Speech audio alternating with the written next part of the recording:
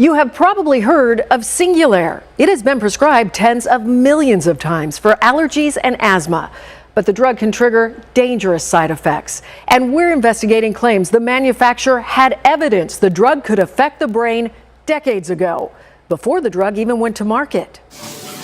Mommy, help! I want to die! Desperate cries from an 8-year-old boy. I hate myself! I just want to die right now! Help me, Mom! I want to die! Tics, No! depression, and aggression. I will kill all of you! Suicides.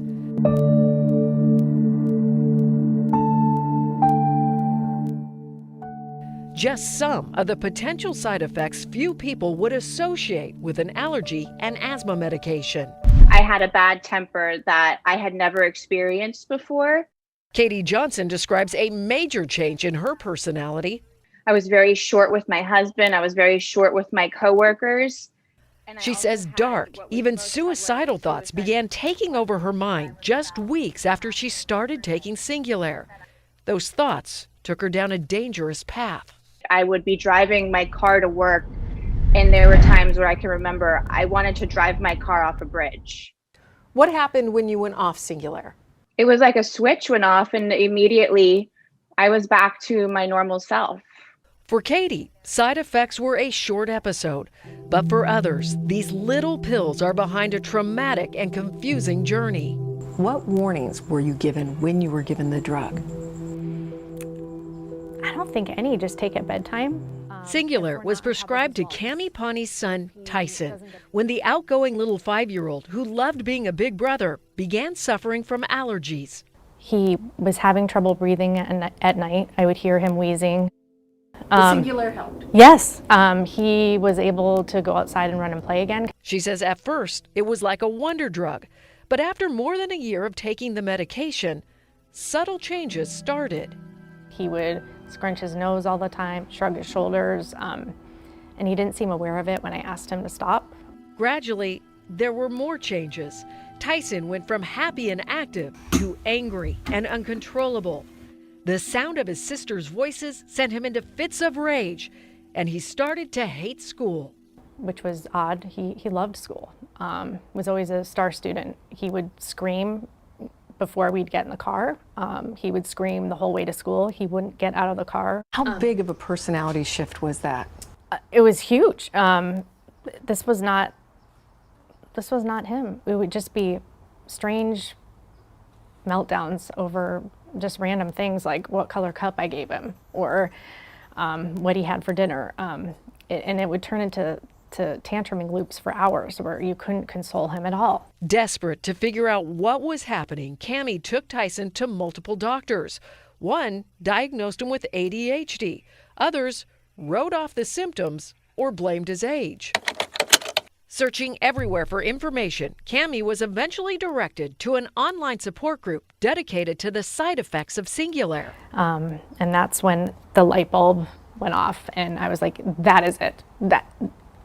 That's our problem. Singulair helps prevent asthma symptoms before they start.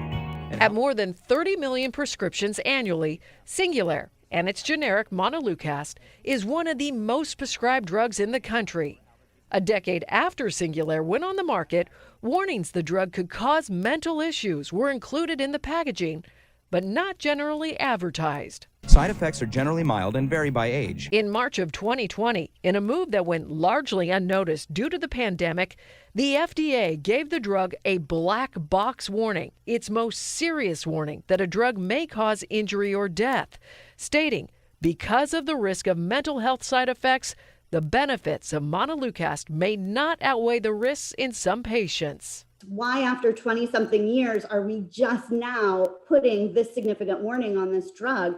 Attorney Kim Beck is connected to a number of lawsuits claiming the drug's manufacturer, Merck, had evidence more than 20 years ago, before the drug went to market, that it could affect the brain. In documents for Singulair's approval, animal testing showed 24 hours after a dose, the amount of drug goes down in the lungs, but actually increases in the brain.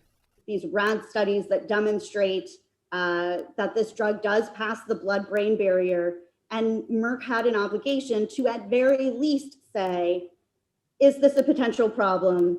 Do we need to study this? So are you saying that Merck didn't do that? Based on the information we have right now, it certainly does not appear that Merck did that. And back in the 90s, before Singulair was approved to treat allergies and asthma, the manufacturer applied for a patent for the drug to treat a condition where blood vessels narrow in the brain. Why would the timing of that patent be important? Merck was saying, hey, this drug may pass the blood-brain barrier and be able to treat cerebral spasms. That's 2 years before the drug first hit the market in 1998. Taking a closer look at the new warnings on Singulair, one of the recommendations is to stop taking the drug immediately if mental health symptoms occur, which is what Kammy did with her son. It is severe psychiatric distress when they stop taking it. Kammy says when they stopped taking the drug cold turkey, Tyson suffered what she called extreme withdrawal. He got to a point where I didn't know if I needed to check him in an ER. We had to put him in a car seat because his body was flailing out of control. As Tyson's symptoms got worse, again, Kammy says doctors did not help. I had a doctor laugh at me. When I brought him in, he was screaming. This was probably about a week or two after stopping. She dismissed me completely, just laughed at me, said that medication couldn't cause this. We wanted to ask Merck if they've studied the effects of suddenly stopping the medication, but the company declined our request for an interview. The FDA told us evidence was not strong enough to recommend tapering off the dose. But reading through documents, we found the FDA investigated just 17 reports of withdrawal, even though the agency was told hundreds of people in a Facebook group reported suffering withdrawal symptoms. Most were children. You have the box warning that says stop taking immediately if the symptoms develop, and then you have Singulair users who say they went through withdrawals when they stopped using the medicine. Now, those are conflicting messages for people. Right. You know, I think it is really, it's case by case. I think what's important to remember is to always, of course, include your provider or your physician in these decisions. An expert on addiction and mental health, Dr. Aaron Wilson says doctors should monitor any medication changes because side effects can be mistaken for other serious conditions. So if a medication is causing significant depression and anxiety, and we're over here like, hey, let's put an antidepressant on there, let's try to treat that anxiety, you end up kind of chasing your tail.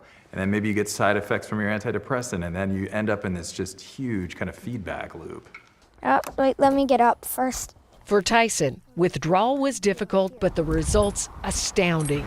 You can see the change in his handwriting. This was just a few months after going off the medication. When I was talking to your mom, do you remember the time that we were talking about? When I went crazy? Tell me what you remember. I remember me flipping out a lot, just not having control over myself. Does that stuff like seem that. like you? No. Okay, perfect. Tyson is now 9 years old, happy, active, and social. He says he could not have done things like ride a horse when he was on Singulair. Anger and a lack of self-control would have made him want to hurt himself or the horse. But those feelings are gone. How would you say you are now? Now I'm better. I'm myself. I've got control of myself. That has to be a big relief for you. Yeah, it is. Kammy now helps run the Facebook group dedicated to raising awareness on the effects of Singulair. The group that she says gave her not just information, but hope. It was keeping me up at night knowing there's other families going through the same thing. Hi. You're not alone, and they're going to be back. You'll see that sparkle in their eye again. We want to emphasize, never stop taking a medication based on what you see in a news story. Talk to your doctor. And according to the FDA, there are a number of safe and effective alternatives, and Singulair should only be used if other medications don't work.